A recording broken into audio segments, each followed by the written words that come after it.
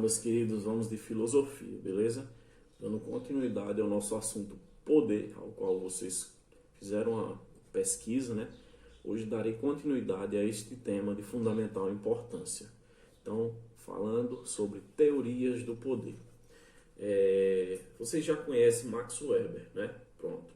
Então, para o sociólogo alemão, o poder é a imposição da vontade de uma pessoa ou instituição sobre os indivíduos. Essa imposição é direta e deliberada e pode ter aceitação como força de ordem ou não. Quando as pessoas submetidas ao poder de alguém aceitam a ordem, há uma transição de forças do âmbito do poder para o âmbito da dominação. Ou seja, a pessoa que aceita a imposição de ordem submete-se à autoridade da outra. Para o filósofo Karl Marx, né, e economista alemão, o poder reside naquele que possui os meios materiais de produção de capital, o que em sua época eram as fábricas e as terras. Por meio da posse dos meios de produção, o proprietário submete seus empregados ao seu poder, né, propriamente dito. Para Karl Marx, a causa injustiças sociais, pois o patrão apropria-se do trabalho do seu empregado para obter o capital todo para si. Então a proposta de Marx seria uma revolta do proletariado contra a burguesia, que tomaria os meios de produção, distribuindo-os aos trabalhadores e dissolvendo o poder entre a população. No entanto, haveria necessidade para Karl Marx da criação de uma espécie do poder central, o Estado socialista, que cuidaria da gestão da propriedade.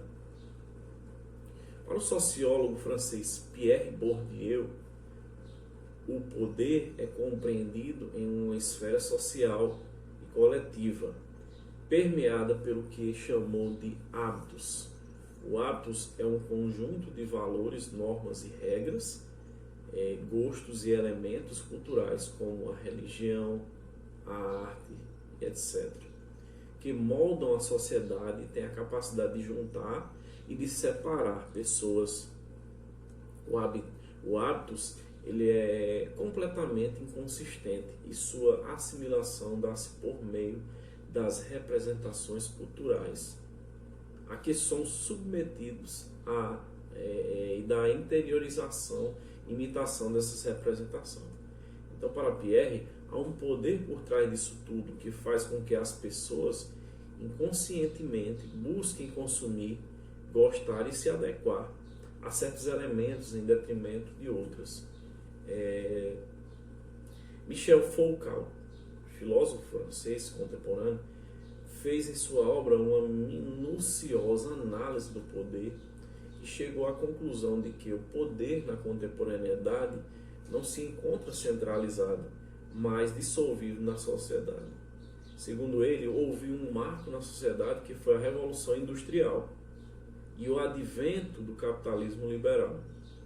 Antes esses eventos antigos, antigas monarquias concentravam o poder nas mãos do rei, que era o absolutismo, né? Então, nos leva à ideia de um poder que Foucault determinou macrofísico, aquele que é grande e concentrado. Vamos falar sobre as formas do poder. Para o filósofo italiano contemporâneo Norberto Bobbio, existem formas de poder que classificam os diferentes meios de obter e exercer a sociedade. Partindo de uma leitura do cenário político com inspirações marxistas, Bobbio identificou 3 formas de poder, e são elas: o poder econômico, o poder ideológico e o poder político. O poder econômico ele é exercido por quem tem posse dos bens materiais e do dinheiro. É essa forma de poder que faz com que as pessoas não tenham posse dos recursos e mantenham certo comportamento e sujeitam-se a certos tipos de trabalho. É o poder econômico que mantém o funcionamento do sistema capitalista, o que faz com que os trabalhadores sujeitem-se ao poder do patrão. O poder ideológico é exercido por quem tem a capacidade de criar ideias e ideologias e, com isso, influenciar os outros. Esse tipo de poder mantém toda uma estrutura social em pleno funcionamento, pois faz com que os sujeitados aceitem o poder contra eles investido. O poder político é o poder oficial que controla o Estado e detém o direito de uso da força física contra os membros de uma comunidade política. O poder político é legítimo desde que vise alcançar os fins de uma comunidade política.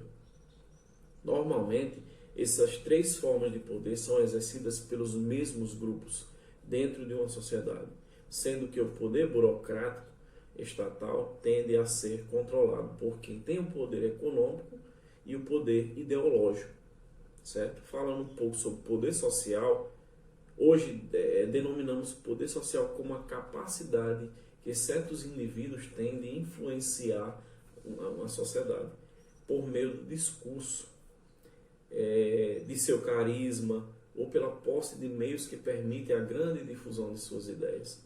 Nesse sentido, detém o poder social aquele que consegue mobilizar a sociedade ou os grupos sociais em torno de um projeto comum, influenciando a formação de ideias e opiniões.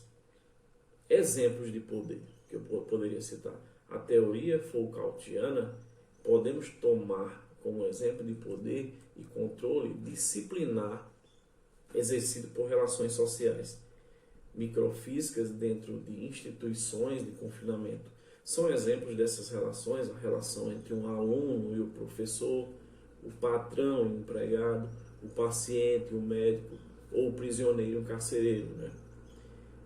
Para Bobbio, o poder econômico pode ser exemplificado pelas relações entre o patrão e o empregado.